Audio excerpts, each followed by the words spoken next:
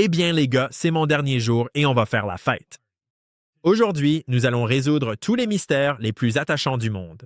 Par exemple, pourquoi les machines à glace de McDonald's sont-elles toujours en panne? Est-ce que la CIA recrute une armée d'autistes télépathes? Pourquoi un propriétaire de pizzeria est-il l'un des hommes les plus influents de Washington, D.C.? Pourquoi l'ami d'Oprah dirigeait-elle un centre secret d'élevage humain en Amérique du Sud? Et quel est le rapport entre Jake Tapper et Los Angeles, qui est en train de brûler en ce moment?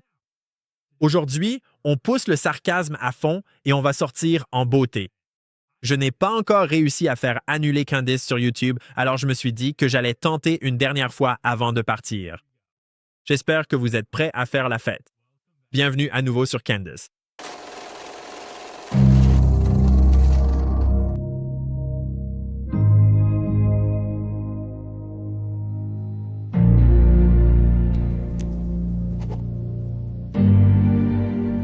Eh bien, c'est encore la saison des émeutes, les amis. Et, comme d'habitude, Los Angeles est en train de brûler. Mais cette année, je ne pense pas que ce soit une mode passagère. Je pense que ce sont les fédéraux. Et je pense qu'ils ont un plan bien plus vaste que la simple distraction temporaire et la division habituelle pour attiser la haine entre la gauche et la droite. Je crois qu'il y a un jeu bien plus important en cours cette fois-ci. Parce que cette fois, ils fabriquent le consentement. Et à bien des égards, ils fabriquent le consentement pour ce qui pourrait s'avérer être la plus grande opération de notre vie. Nous sommes sur le point de franchir un seuil technologique irréversible. Et selon qui franchira cette ligne en premier, cela finira par façonner les événements mondiaux pour le reste de notre vie et au-delà. C'est une coïncidence à la fois terrible et pratique que Palantir et son équipe à la Maison-Blanche, puis qu'ils forment immédiatement un partenariat pour intégrer leur technologie dans toutes les bases de données gouvernementales. Juste au moment où ces émeutes éclatent à Los Angeles. C'est vraiment un jeu d'échecs en 4D et j'ai tendance à être assez résistant aux théories du complot qui impliquent des plans aussi vastes et englobants, mais il est difficile d'accepter toutes ces coïncidences. Alors aujourd'hui, je me suis dit qu'on allait sortir le papier aluminium renforcé et mettre le micro-ondes à fond, parce que les théories du complot se sont avérées justes tellement de fois. À ce stade, je ne sais pas vraiment comment expliquer autrement ce qui se passe. Parce que ce qui se passe, c'est qu'ils ont cette nouvelle super technologie de surveillance basée sur l'IA qu'ils veulent absolument déployer sur les petites gens. Mais ces Américains embêtants sont toujours tellement préoccupés par leurs droits et leurs libertés. Comment diable vont-ils faire accepter à tout le monde une oppression numérique à la sauce Palantir? Eh bien, avez-vous envisagé de ne pas déployer une technologie de surveillance numérique de masse au pays de la liberté? Ouais, c'est un non catégorique.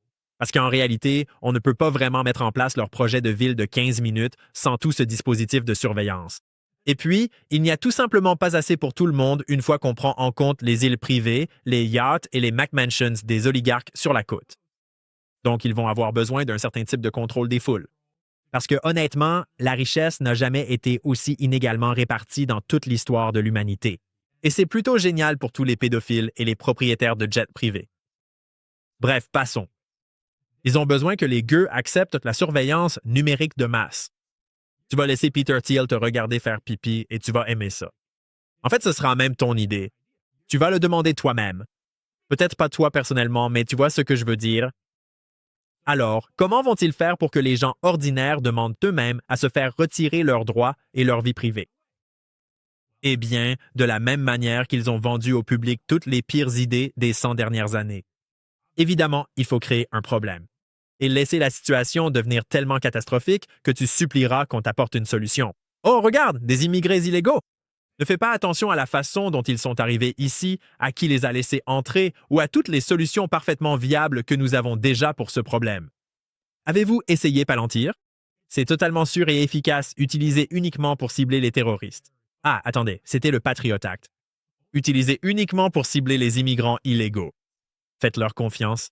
Ils ne l'utiliseraient jamais contre de simples citoyens américains. Promesse. Ce sont les membres de l'État profond. Ils ne vous mentiraient jamais. Sauf cette fois où ils ont en quelque sorte fabriqué une arme biologique et qu'elle s'est échappée de leur laboratoire. Lors d'une année électorale, ce qui a un peu forcé tout le pays à utiliser la monnaie fiduciaire, enfin je veux dire les bulletins papier. ou cette autre fois, où, pour la première et unique fois de l'histoire, des dégâts structurels mineurs et des incendies ont provoqué l'effondrement de deux des plus grands gratte-ciels du monde sur eux-mêmes, réduisant tout leur béton en poussière en tombant. Mais ils ont jugé préférable de déblayer immédiatement tous les décombres avant qu'une enquête puisse avoir lieu, parce qu'ils savaient que c'était tout simplement trop émotionnel pour les Américains de voir toutes ces preuves. Je veux dire, un traumatisme, même pour une seconde de plus. Heureusement que leurs copains israéliens ont réussi à se débarrasser de la caméra vidéo qu'ils utilisaient pour, je cite, documenter les attaques avant d'être arrêtés par la police, parce que ça aurait été plutôt gênant s'ils avaient été pris avec des résidus d'explosifs dans leur fourgonnette, des appareils photos remplis de clichés célébrant avant, pendant et après l'attaque, et des vidéos avec l'audio de ces idiots révélant tout le plan. Voici donc juste un court extrait pour vous mettre l'eau à la bouche, si vous n'êtes pas familier avec ce dont je parle. Tout a commencé lorsque cette femme regardait les tours jumelles en train de brûler depuis son appartement dans le New Jersey. Elle a remarqué 3 hommes sur le toit d'une camionnette, posant pour des photos avec les tours en feu en arrière-plan. Et je pouvais voir qu'ils étaient genre contents. Vous savez, ils n'avaient pas l'air choqués, selon moi. Vous savez, ils n'avaient pas l'air choqués. J'ai trouvé ça très étrange. Le témoin a appelé la police, qui a arrêté la camionnette quelques heures plus tard et a interpellé 5 hommes. Il s'est avéré que les 5 étaient israéliens. Ils ont été remis aux autorités, à la FBI. Des sources ont indiqué à ABC News que lors d'une vérification des bases de données de sécurité nationale, certains de ces hommes étaient répertoriés comme ayant eu des liens avec les services de renseignement israéliens. Au FBI, cela a déclenché la sonnette d'alarme. Le FBI avait besoin de réponses à 3 questions importantes. Qui étaient ces hommes? Qu'est-ce qui les avait amenés sur ce parking le matin du 11 septembre? Et avaient-ils eu connaissance à l'avance de ce qui allait se passer ce jour-là? Ils ont déclaré travailler pour une entreprise appelée Urban Moving. Le FBI a obtenu un mandat de perquisition pour les bureaux de l'entreprise. 2 SUV ont été remplis de 9 à 12 cartons et d'ordinateurs. Peu de temps après l'arrestation, les bureaux d'Urban Moving ont tout simplement été abandonnés. Presque tout a été laissé sur place. Étrange. Puis, plus tard, après avoir été détenus pendant longtemps, tous ces Israéliens qui faisaient l'objet d'une enquête ont été expulsés. Et une fois expulsés vers Israël, ils ont eu la brillante idée de passer à la télévision israélienne et de dire cela à voix haute devant le monde entier. Et à ce moment-là, nous avons été soumis à un nouvel interrogatoire, cette fois en lien avec notre prétendue appartenance au Mossad. En réalité, nous venons d'un pays qui subit le terrorisme au quotidien. Notre objectif était de documenter l'événement. Notre objectif était de documenter l'événement. Franchement, on pourrait croire que l'Amérique aurait voulu obtenir quelques réponses. Mais honnêtement, les masses sont faciles à contrôler. Ils ont réussi à transformer les conséquences du 11 septembre en 2 guerres officielles et Dieu sait combien d'autres guerres secrètes à travers le monde. En plus, ils ont lancé une petite épidémie d'opioïdes à côté. Vous voyez, il y a toujours plus d'un jeu en cours parce qu'il y a toujours plus d'un groupe d'intérêt maléfique. Ils collaborent pour rendre ces plans possibles. Comme l'assassinat de Kennedy, par exemple. C'est tellement confus et cela a déconcerté tant de gens pendant si longtemps parce que tant de personnes puissantes et malveillantes voulaient sa mort. Et la plupart ont joué un rôle. La CIA le voyait à juste titre comme une menace existentielle. Dulles le détestait tout simplement. Personnellement, les profits des magnates du pétrole étaient en danger. Les programmes nucléaires et de lobbying d'Israël étaient menacés. La mafia et le crime organisé avaient été trahis par lui et son frère Bobby était à ses trousses. LBJ risquait probablement la prison s'il n'agissait pas rapidement. Et honnêtement, il est plus difficile de trouver des gens qui ne voulaient pas la mort de Jack que des gens qui la voulaient. Et ils ont tous joué des rôles, petits et grands, dans la réalisation de ce complot. C'est ainsi que fonctionnent les plus grandes conspirations, avec un grand C. Et il faut vraiment être complètement idiot pour ne pas se rendre compte qu'elles existent à ce stade. Prenez n'importe quel exemple. JFK, le 11 septembre, le COVID ou la Réserve fédérale. Même une lecture superficielle de l'un de ces grands sujets rend assez évident qu'il s'agit de conspiration. En fait, pour JFK et la Fed, le récit officiel est désormais qu'il s'agissait de conspiration. Mais ce n'était que de petites conspirations, rien de grave. Tout ce qu'elles ont fait, c'est plonger l'Amérique et le monde entier dans un siècle de pauvreté et de désespoir, tu vois?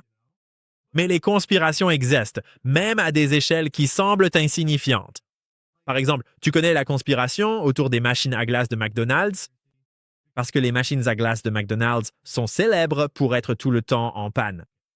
C'est devenu un tel problème que c'est devenu un mème et quelqu'un a même créé tout un site web à ce sujet. Ce site collecte et analyse les données provenant de tout le pays et indique en temps réel, à tout moment, toutes les machines à glace McDonald's en panne dans n'importe quelle région des États-Unis. Il s'appelle macbroken.com et c'est complètement fou. Et ça, en soi, c'est plutôt drôle.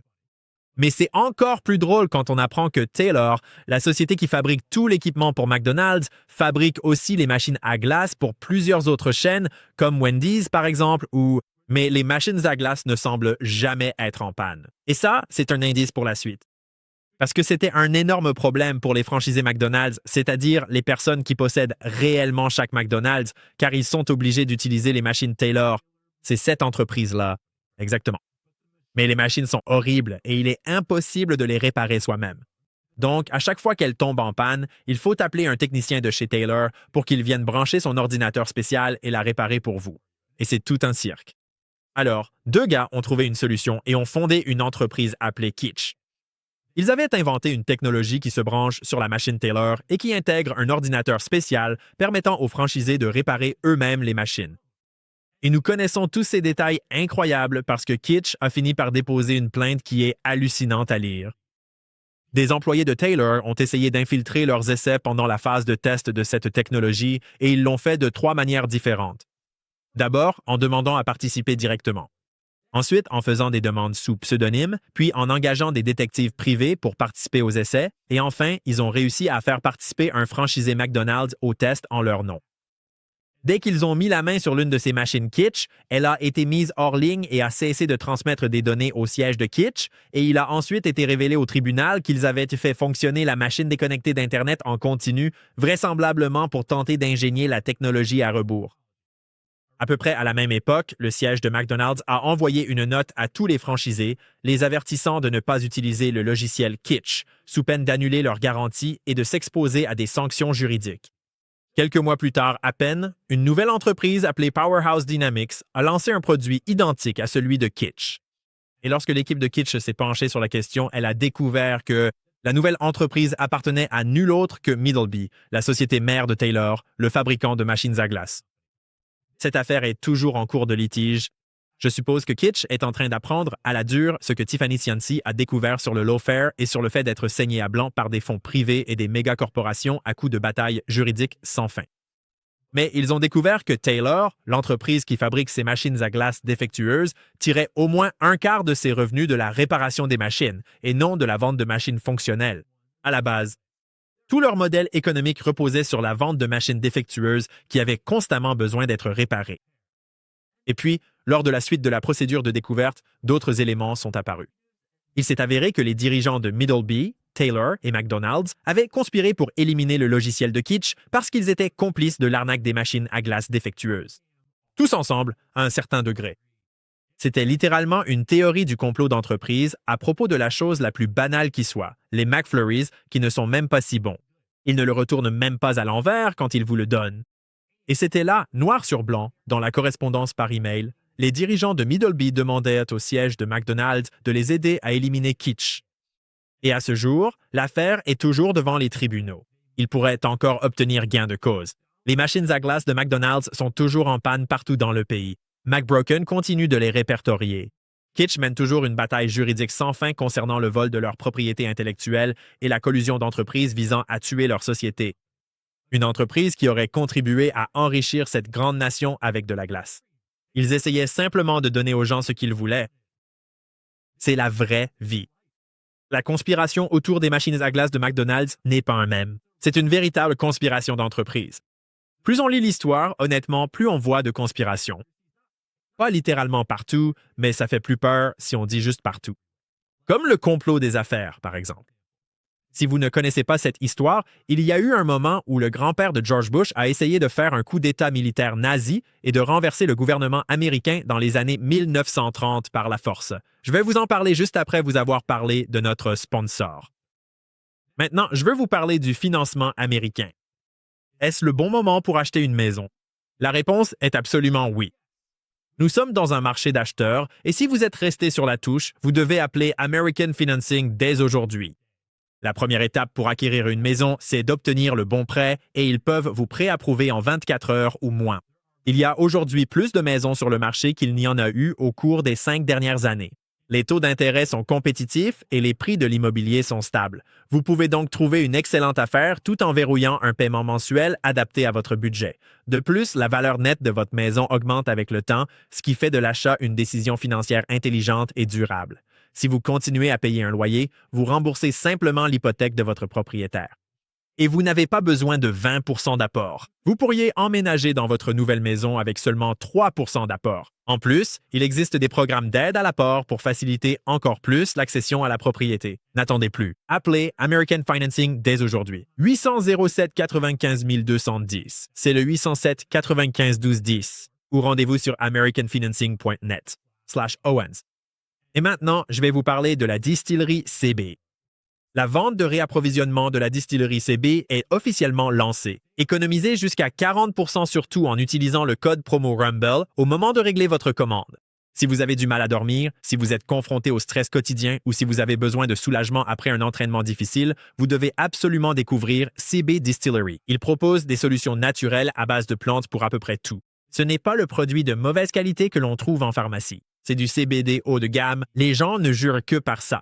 Je sais que beaucoup d'entre vous adorent les produits de CB Distillery. Ils offrent un soulagement de différentes manières. Des membres de mon équipe adorent leur stick de soulagement au CBD Isola pour cibler des points douloureux spécifiques. Ils rendent la recherche du produit idéal vraiment facile. Vous pouvez faire vos achats selon le bénéfice recherché, sommeil, stress, humeur et concentration, douleur après l'entraînement. Ils ont même une solution pour les animaux de compagnie. Que CB Distillery fasse déjà partie de votre routine ou que vous soyez simplement curieux d'essayer le CBD, c'est le moment de faire le plein et d'économiser jusqu'à 40%.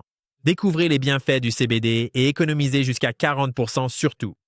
Rendez-vous sur cbdistillery.com et entrez le code Rumble. C'est cbdistillery.com, code Rumble. cbdistillery.com, non disponible dans l'Idaho, l'Iowa et le Dakota du Sud. Bref, cette fois où grand-père Bush a essayé de renverser le gouvernement, tu devrais vraiment t'y intéresser. C'est bien documenté, c'est de l'histoire officielle et reconnue. Il y a même toute une page Wikipédia à ce sujet. Complot ouvert d'une bande de magnates d'affaires américains parmi les plus riches, sympathisants nazis pour transformer l'Amérique en dictature fasciste. Et cela n'a probablement été arrêté que parce qu'un homme, Smedley Butler, leur a tenu tête et a mis fin à tout ça. C'est dingue. Le destin de toute l'humanité a reposé sur la décision d'un seul homme de préserver le mode de vie américain, ou du moins l'idéal américain, non? Parce que tout devient encore plus fou quand on apprend combien d'hommes d'affaires américains et européens finançaient l'ascension d'Adolf Hitler et profitèrent de l'approvisionnement de la machine de guerre nazie. Et ce, pendant pratiquement toute la Seconde Guerre mondiale. L'armée nazie a déferlé sur la France à bord de camions Ford et en utilisant des chars Ford. Ils approvisionnèrent leur armée avec des trains circulant sur des voies ferrées fabriquées en Amérique. Ils buvaient du Coca-Cola américain pour se rafraîchir après une dure journée de combat. En fait, après la Seconde Guerre mondiale, Ford a carrément poursuivi le gouvernement américain, leur reprochant d'avoir bombardé leur usine de chars nazis pendant la guerre et ils ont gagné. General Motors a fait de même. C'est une histoire vraie. Même si c'est difficile à retrouver, on peut la trouver. Parce que vous voyez, nous, les gens ordinaires, menons des vies tellement ordinaires que ce genre de choses dépasse complètement notre imagination. Ça ressemble à de la fiction. On dirait du Hollywood. Vous voyez, Hollywood? Cet endroit qui a été fondé par une bande de types juifs en partenariat direct avec la mafia, où seul un fou aurait pu penser qu'il était dirigé par des pédophiles, parce que ce n'est évidemment pas le cas. Du moins jusqu'en 2016, quand cette folle théorie du complot autour de la pizza a inondé Internet de fausses informations sur les Clinton et l'élite politique la plus puissante d'Amérique et que nous avons tous commencé à soupçonner qu'Hollywood cachait quelques secrets étranges. Mais ensuite, un agent totalement pas du gouvernement a fait irruption dans une pizzeria avec un fusil pour une séance photo et a tiré une balle qui a raté tout le monde à l'intérieur. Mais elle a réussi à traverser une porte puis à descendre directement dans l'ordinateur de la pizzeria, grillant son disque dur. Lorsqu'il a été arrêté, il a déclaré qu'Alex Jones lui avait menti et l'affaire a été classée par Media Matters. Vous êtes tous des complotistes. Oh, au fait, il a apparemment été tué plus tard lors d'un simple contrôle routier. C'est quand même une drôle de coïncidence. Ne faites pas attention au fait que Media Matters appartenait au petit ami du type qui possédait la pizzeria bizarre et satanique où les podestas aiment organiser des fêtes. Ne faites pas attention non plus au fait que, pour une raison inconnue, le magazine GQ a nommé le propriétaire d'une pizzeria de Washington, D.C. L'un des hommes les plus influents de Washington? Ce n'est pas du tout bizarre? Il y a aussi la sorcière du spirit cooking qui traîne à Hollywood et parmi les élites politiques mélangeant du sang, du sperme et de l'urine. Et Dieu sait quoi d'autre, c'est juste de l'art, d'accord? Ensuite, elle se retrouve en Amérique du Sud, faisant la promotion de John of God, le gourou d'Oprah. Le gars qui avait aussi cette ferme d'élevage super glauque cachée là-bas, où il élevait des enfants.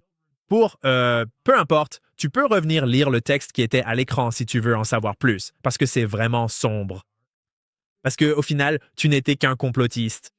Hollywood était l'image même de la droiture et de la vertu, et ils étaient occupés à te dire de sauver la planète en mangeant de la fausse viande et en sirotant des lattes au lait d'avoine avec des pailles en papier, pendant qu'ils faisaient le tour du monde dans leur jet privé.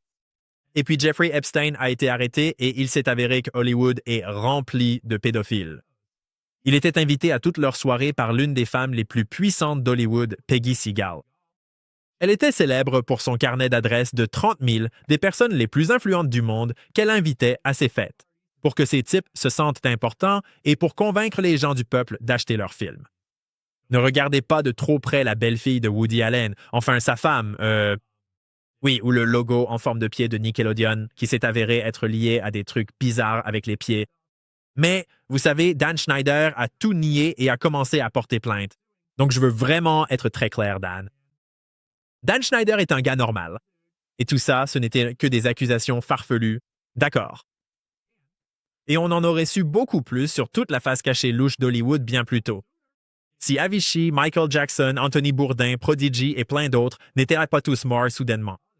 Je veux dire, il s'avère qu'aller à contre-courant à Hollywood, c'est vraiment un secteur où les accidents arrivent facilement. Je veux dire, Prodigy s'est littéralement étouffé avec un œuf. Un adulte s'est étouffé avec un œuf et en est mort. C'est la vraie histoire. C'est l'histoire qu'on va retenir. Ne faites pas attention à ce dont il parlait juste avant ça. Et vous voyez, même maintenant, Diddy est jugé, même après que Jeffrey Epstein ne se soit pas suicidé, même après la chute de John of God et l'affaire des pieds chez Nickelodeon. Le gaz est tombé et Abercrombie & Fitch était une immense opération de trafic homosexuel, mais si tu lis là-dessus, tu restes un théoricien du complot.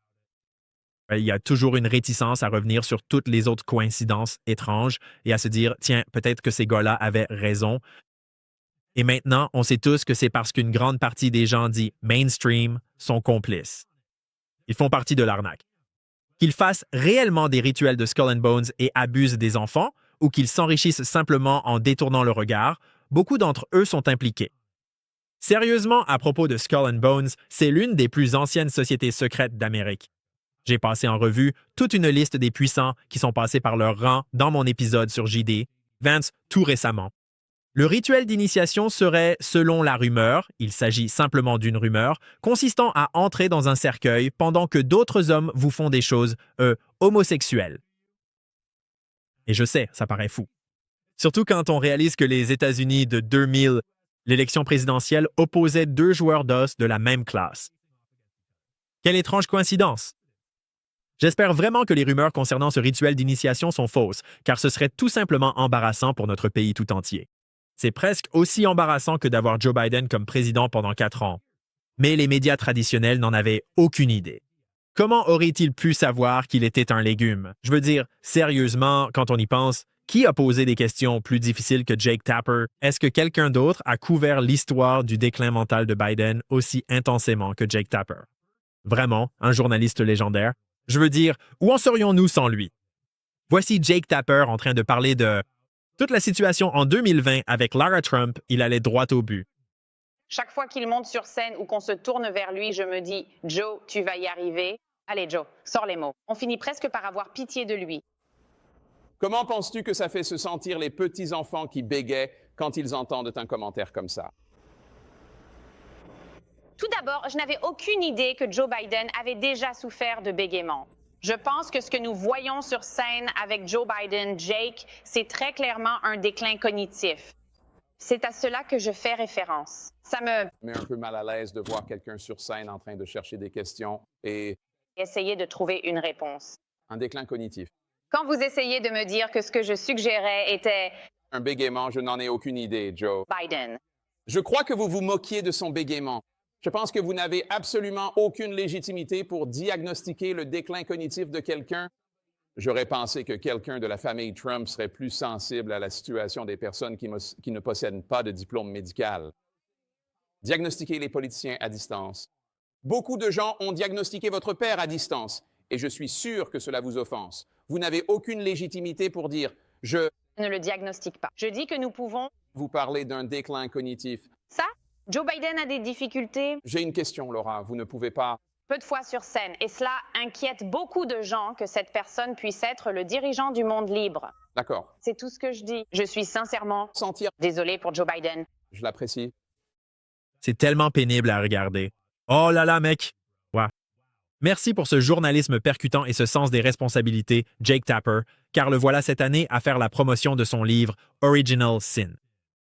Alex Thompson d'Axios et moi avons passé les derniers mois à discuter avec plus de 200 personnes bien informées, responsables, donateurs et militants.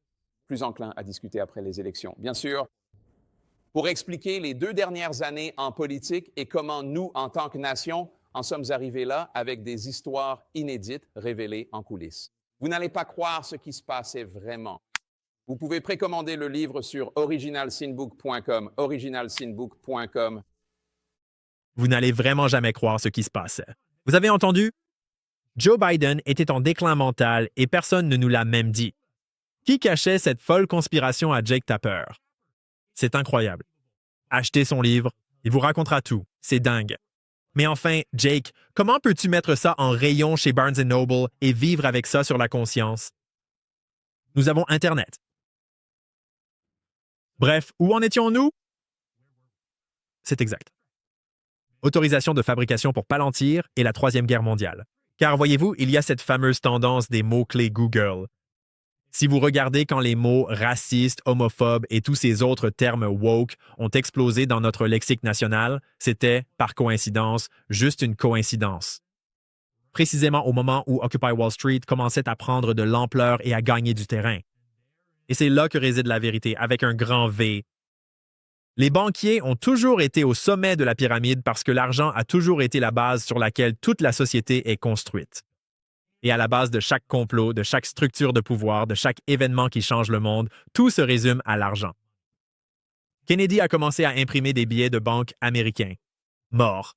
Pour en revenir aux billets de la Réserve fédérale, merci beaucoup. Hitler, parmi tant d'autres idées farfelues, a expulsé les banquiers centraux européens. Cela n'a jamais fait partie du plan. Mort. Mouammar Kadhafi, monnaie adossée à l'or, mort.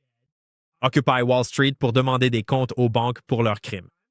Eh bien, ils ne pouvaient pas exactement éliminer des milliers d'Américains ordinaires partout dans le pays, mais par chance, ils n'en ont pas eu besoin. Il y a plus d'une façon de neutraliser une menace à la domination financière mondiale. Et l'une des meilleures méthodes, c'est de diviser les gens avec des guerres culturelles et de les pousser à s'affronter, diviser pour mieux régner. C'est une histoire aussi vieille que le monde. Si le peuple a besoin d'un ennemi, ils en fourniront un. Et parfois, cela signifie fournir un épouvantail, comme les nazis, les communistes, les terroristes ou les immigrés. C'est particulièrement efficace parce que tous ces groupes représentent de véritables menaces. Ils sont réellement nos ennemis d'une manière immédiatement compréhensible. Mais ils ne sont pas exactement les ennemis de nos dirigeants. En fait, ils sont souvent créés par nos dirigeants pour remplir précisément ce rôle. Regardez simplement les Moudjahidines. Posez à Google quelques questions difficiles sur qui finance l'État islamique. Parcourez Twitter à la recherche d'informations sur qui a financé toute l'immigration illégale et vous verrez à nouveau ce schéma. Et entre tous ces grands méchants épouvantails, il ne fait jamais de mal d'avoir quelques sujets supplémentaires pour se chamailler. Il y a plein de sujets sur lesquels les gens ne sont pas d'accord et qu'on peut facilement les encourager à se disputer, comme rouge contre bleu, gay contre hétéro ou blanc contre noir. Mais surtout, quoi que vous fassiez, ne faites pas attention à la réserve fédérale, qui n'est ni fédérale ni une réserve. Surtout, ne parlez pas des banquiers qui financent les deux camps de chaque guerre. Et surtout, ne soyez pas trop curieux de savoir ce qui a déclenché chaque guerre. Sinon, vous pourriez finir par ressembler à Patrick Clausen, chercheur principal et conseiller en recherche à l'Institut de Washington. Le voici en train de répondre à des questions concernant les États-Unis, la politique envers l'Iran lors d'un forum politique à Washington, D.C., il y a déjà bien longtemps, en 2012. Je pense franchement que l'initiation d'une crise est vraiment difficile et j'ai beaucoup de mal à voir comment les États-Unis, l'initiation d'une crise, c'est difficile. un président peut nous entraîner dans une guerre avec l'Iran. Ce qui m'amène à conclure que si, en fait, le compromis n'est pas possible, alors la manière traditionnelle dont l'Amérique entre en guerre serait ce qu'il y a de mieux pour les intérêts américains. Les intérêts. Certaines personnes pourraient penser que M. Roosevelt voulait nous entraîner dans la Seconde Guerre mondiale, comme David l'a mentionné. Vous vous souvenez peut-être que nous avons attendu Pearl Harbor. Certains pourraient penser que M. Wilson voulait nous entraîner dans la Première Guerre mondiale. Vous vous souvenez peut-être qu'il a dû attendre l'épisode du Lusitania. Certains pensent que M. Johnson envoya des troupes au Vietnam. Vous vous souvenez peut-être qu'il a dû attendre l'épisode du golfe du Tonkin. Nous ne sommes pas entrés en guerre contre l'Espagne avant que le Maine n'explose. Et puis je soulignais que M. Lincoln ne pensait pas pouvoir mobiliser l'armée fédérale avant que Fort Sumter ne soit attaqué. C'est pourquoi il a ordonné au commandant de Fort Sumter de faire exactement ce que les Caroliniens du Sud avaient dit qui provoquerait une attaque. Donc si en fait les Iraniens ne vont pas faire de compromis, il vaudrait mieux que quelqu'un d'autre commence la guerre. On peut combiner d'autres moyens de pression avec les sanctions. J'ai mentionné cette explosion du 17 août. Nous pourrions augmenter la pression.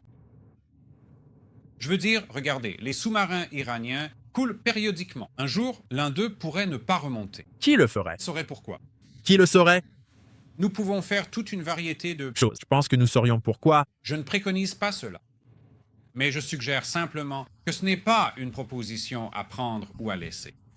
Ce n'est pas simplement que les sanctions doivent réussir ou autre chose. Nous sommes dans le jeu de l'utilisation de moyens clandestins contre les Iraniens. Nous pourrions aller plus loin que cela. Je veux dire, je ne préconise pas des attaques sous faux drapeau, mais regardez à quel point toutes ces autres attaques sous faux drapeau ont bien fonctionné pour nous entraîner dans des guerres mondiales. Enfin, je veux dire, je ne le préconise pas, je dis juste que cela vaudrait la peine d'être préconisé si quelqu'un voulait le faire, parce que ce type travaille en fait pour eux. Il est l'un d'entre eux. Cette vidéo a été enregistrée en 2012. Voilà depuis combien de temps ils veulent faire la guerre à l'Iran. Et je pense qu'il est assez stupide pour vraiment se croire lui-même. Il a littéralement la main de l'État profond tellement enfoncée dans son... Enfin, vous savez, vous avez vu les Muppets, il ne se rend même pas compte que la moitié des choses qu'il vient d'énumérer sont des faux drapeaux bien connus. Et pour l'autre moitié, il suffit de faire un peu de recherche pour comprendre ce qui se passait vraiment. Mais honnêtement, ce gars était en avance sur son temps. Parce que maintenant, 13 ans plus tard, c'est enfin officiellement la saison des faux drapeaux. Ils tirent sur la corde du spectacle de marionnettes terroristes autant qu'ils le peuvent. Et Israël a vraiment gâché le soutien à tout ce genre. Donc, il est temps soit d'un nouveau boom-boom, soit d'un nouveau méchant. Et à mon avis, ce sera les deux. Nous avons déjà rencontré le nouveau méchant. Les immigrés sont en quelque sorte le coup d'échec ultime de leur part, car cela combine la guerre culturelle avec la guerre par procuration. Et cela ramène le conflit sur le terrain national. Dans une nation d'immigrés, quel génie politique de faire en sorte que tout le monde se dispute à propos de l'immigration.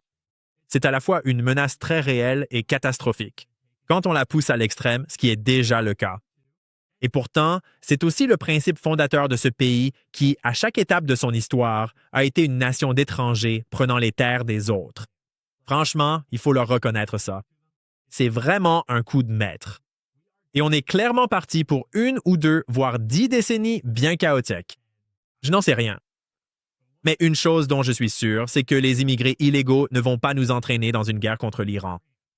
Et donc, les banquiers, eux, veulent vraiment la guerre avec l'Iran. Donc, je m'inquiète sincèrement que le prochain coup sur l'échiquier soit une attaque terroriste majeure, d'une ampleur comparable au 11 septembre ou pire. Je prie pour qu'il ne passe pas au nucléaire. Je prie pour qu'il se ratatine et aille en enfer avec Henry Kissinger. Mais j'ai bien peur qu'il y ait trop de gens malfaisants dans ce monde, occupés à trop de jeux diaboliques. Et comme d'habitude, on voit déjà que tout est en place. La frontière est restée ouverte bien trop longtemps. Beaucoup trop de variables inconnues sont déjà en jeu en Amérique. À ce stade, à peu près tout est possible. Et quand on commence à y penser, ça devient vite assez sombre et déprimant. Alors j'aimerais détendre un peu l'atmosphère et aller dans une direction totalement différente et bien plus amusante. Dans un instant, nous allons parler de télépathie, de la CIA et d'un terrier de lapin entier. Mais d'abord, laissez-moi vous parler de l'un de nos sponsors, PDS Debt. Le rêve américain est attaqué et des patriotes travailleurs comme vous sont écrasés sous des montagnes de dettes. Pourquoi? Parce que les créanciers adorent la dette. Ils veulent que vous restiez piégés dans leur piège à taux d'intérêt élevés. Ils veulent que vous vous noyiez sous les prêts étudiants, les dettes de carte de crédit et les taux hypothécaires qui explosent parce que quand vous êtes fauché, vous êtes contrôlable. Alors, que faire? Reprenez le contrôle. Ripostez. Et cela commence avec PDS Debt. Ils ont aidé des centaines de milliers de personnes à vivre sans dette. PDS Debt va au-delà des chiffres. Pour comprendre votre situation financière unique et élaborer un plan personnalisé conçu spécialement pour vous. Aucun score de crédit minimum n'est requis. Ils sont là pour vous aider à économiser plus, à rembourser vos dettes plus rapidement et à recommencer à mettre de l'argent là où il doit être, dans votre poche. PDS Debt est noté A+ par le Better Business Bureau, compte des milliers d'avis 5 étoiles sur Google et détient une note de 5 étoiles sur Trustpilot.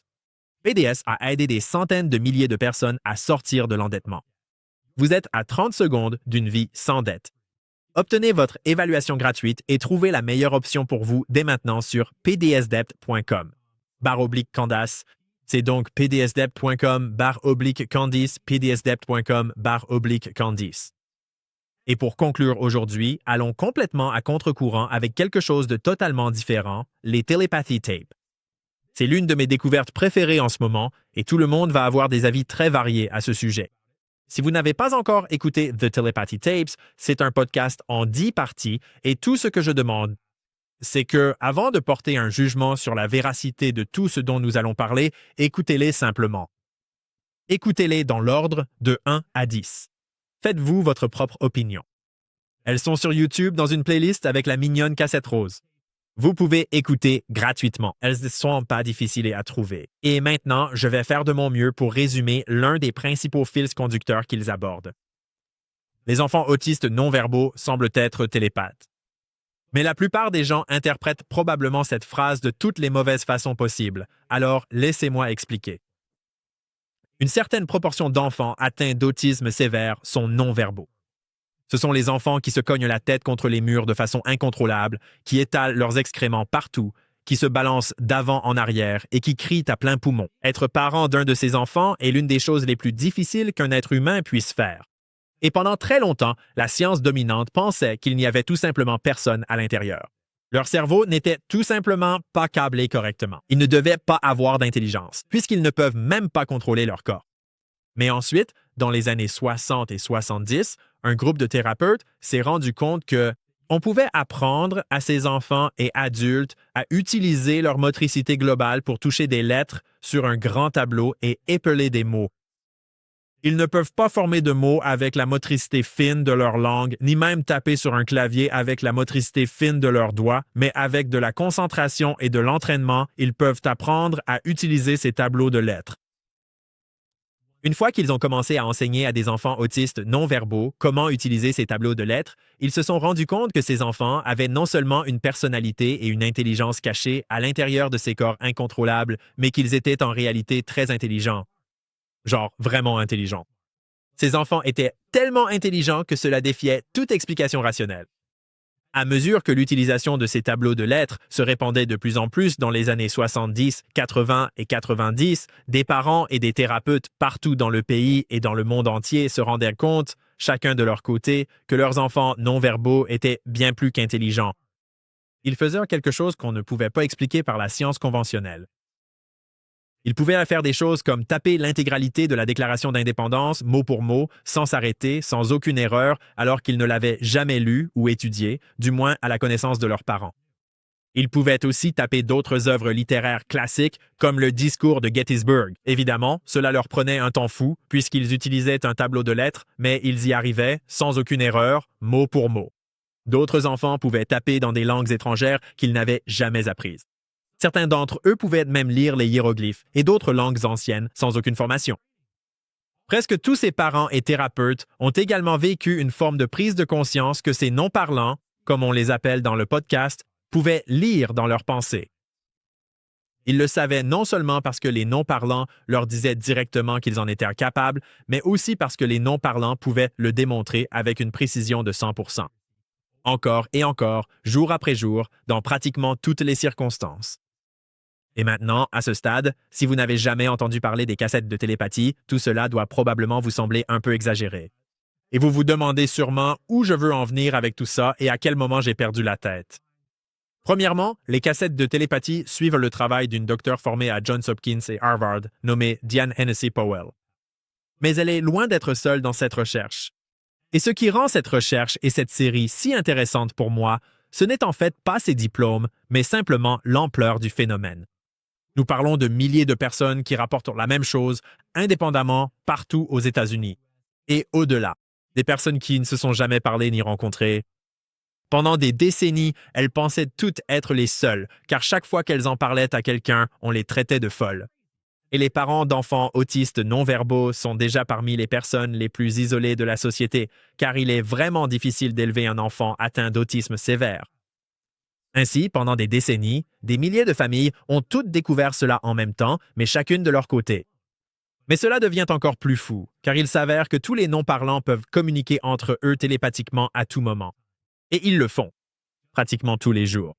Ils sont capables de le démontrer à volonté en faisant des choses comme raconter à l'animatrice du podcast des informations sur une autre famille à l'autre bout du pays qu'ils n'ont jamais rencontrée ou en lui disant ce qui se passe ce jour-là pour d'autres non-parlants très loin.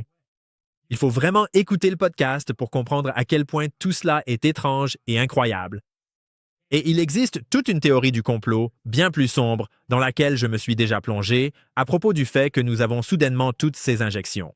Et simultanément, mais sans aucun lien apparent, on observe une énorme augmentation de l'autisme, justement au moment où l'on découvre que les enfants autistes non-verbaux sont télépathes.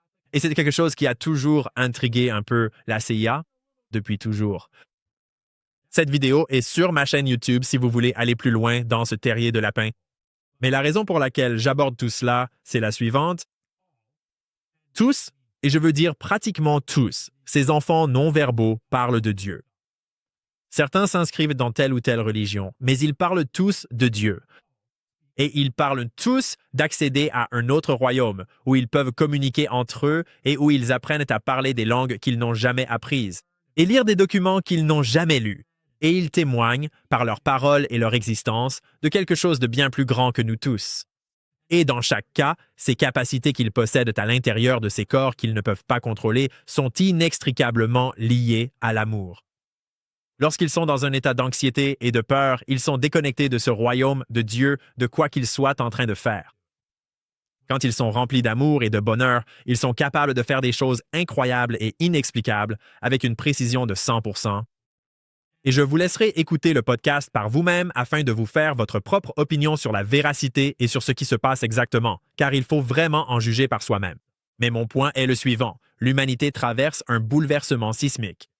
La nature de l'être humain est en train de changer en chacun de nous. Très rapidement. Et bien qu'il y ait tant de mal dans le monde et tant de raisons d'avoir peur, d'être pessimiste et sans espoir, tout cela n'est qu'une façade. Parce que Dieu est en chacun de nous et la force la plus puissante de l'univers jaillit de cette part de nous-mêmes. Pas des systèmes de surveillance numérique de Palantir, pas de la propagande politique qui nous pousse à la guerre par la peur, pas des discours clivants qui nous incitent à nous haïr les uns les autres. Notre humanité partagée est bien plus puissante que toutes les forces qui voudraient nous diviser. Et moi, je crois sincèrement que Dieu triomphera dans cette bataille cosmique entre le bien et le mal. Nous sommes ici pour jouer notre rôle, faire de notre mieux, vivre et aimer. Et même si certains jours semblent sombres, continuez d'avancer. Parce que le bien l'emportera toujours. La vérité l'emportera toujours. Dieu l'emportera toujours. Et je pense que c'est là-dessus que je vais vous laisser pour l'instant. C'est la fin de notre émission. Je vais lire certains de vos commentaires dans un instant. Mais d'abord, je voulais vraiment vous remercier tous pour votre accueil si chaleureux. Je sais que d'habitude, quand vous avez un remplaçant, la plupart du temps, vous commencez à lancer des boulettes de papier, à faire passer des petits mots et à faire n'importe quoi. Mais j'ai mis tout ce que j'avais pour rendre tous mes épisodes avec vous aussi amusants, instructifs et importants que possible. Et cela a vraiment compté pour moi que vous continuiez à regarder chaque semaine et à laisser des commentaires aussi gentils. Vraiment, je débute dans tout ce domaine. Je fais ça depuis un peu plus de 2 ans. Et prendre la place de quelqu'un comme Candice et essayer d'atteindre ne serait-ce que de près le niveau qu'elle a fixé, c'est vraiment très humble. Et c'était le défi le plus amusant que j'aurais pu me lancer. J'ai tellement appris et je suis tellement reconnaissant envers Candice et toute l'équipe. Merci de m'avoir accueilli, de m'avoir fait confiance pour ne pas tout gâcher. Alors merci à vous tous. J'apprécierais vraiment que vous me suiviez sur ma chaîne Yann Carroll Show. Il y a un lien dans la description ci-dessous, parce que je viens de commander tout un tas de nouveaux équipements pour améliorer ma chaîne YouTube. Avec tout ce que j'ai appris de Candice et de son équipe, qui vient justement d'arriver aujourd'hui, je vais continuer à passer du papier aluminium au micro-ondes sur ma chaîne tout au long de l'année. Aussi, petite mise à jour concernant Tiffany. Tiffany Chianchi, j'ai pu m'asseoir avec elle pour une interview en personne et je publierai cela sur ma chaîne, j'espère, la semaine prochaine. Elle est toujours en pleine bataille juridique avec Unleashed Brands et Michael Browning Jr. Elle aurait vraiment besoin de votre aide et de vos prières. Nous mettrons un lien vers ses réseaux sociaux ci-dessous afin que vous puissiez suivre son combat si vous le souhaitez. Je continuerai à rendre compte de son histoire dans les mois à venir. Et enfin, je vous ai dit dans l'un de mes premiers épisodes que pratiquement tout ce qu'on trouve dans les supermarchés appartient aux mêmes 3 entreprises. Eh bien, ces tableaux que je publie depuis 2 ans vont enfin devenir une application que vous pourrez utiliser pour scanner facilement tout ce que vous achetez et découvrir qui en est le propriétaire. Et plein d'autres fonctionnalités aussi. Je suis super enthousiaste à ce sujet. L'application va entrer en phase de test bêta cette semaine. Elle s'appelle Buyer et elle sera proposée gratuitement dans sa version simple et pour quelques dollars par mois dans sa version améliorée avec IA. Vous pouvez suivre l'avancement et vous inscrire pour participer à la prochaine phase de test bêta en allant sur buyerapp.com. J'ai vraiment hâte que ça sorte. Je vais surtout l'utiliser pour essayer de trouver des marques détenues par leurs fondateurs ou des familles, cachées parmi toute la camelote des méga-corporations. Mais elle sera personnalisable. Nous n'allons pas vous dire comment l'utiliser. Elle pourra trouver tout ce que vous souhaitez trouver. Je suis super enthousiaste. Alors maintenant, passons à quelques-uns de vos commentaires parce que, comme je l'ai dit, la section commentaires de Candice est la meilleure. Perspicacité, théorie farfelue, bonne humeur, vous êtes les meilleurs. One Standard, One Truth a dit « Ce que j'aime chez Ian et Candice, c'est qu'ils transcendent la dichotomie droite-gauche. Ils sont simplement honnêtes, rationnels, déterminés et animés de bonnes intentions. Tu as tout à fait raison. Et honnêtement, je pense que de plus en plus de gens en Amérique se rendent compte que la dichotomie gauche-droite est une arnaque, que ce soit à cause de ce que Trump fait aujourd'hui ou de ce que Bush a fait à l'époque, ou encore de ce que Biden a fait. On vient tous de nos propres horizons sur le spectre politique et au final, on réalise qu'ils se moquent de nous. Ils se moquent de nous. Et il y a un banquier derrière le rideau. Alors, entre Yann et Candace, je ne ferai plus jamais confiance à un autre être humain. Sérieusement, j'apprécie énormément tout le travail que vous faites. Merci. J'aime aussi beaucoup le fait qu'il y ait certaines personnes dans cet espace médiatique décentralisé qui ont le bon équilibre entre l'humour et le divertissement, mais aussi une vraie exigence d'objectivité pour les preuves et la vérité, et la volonté d'aller creuser dans les histoires profondes.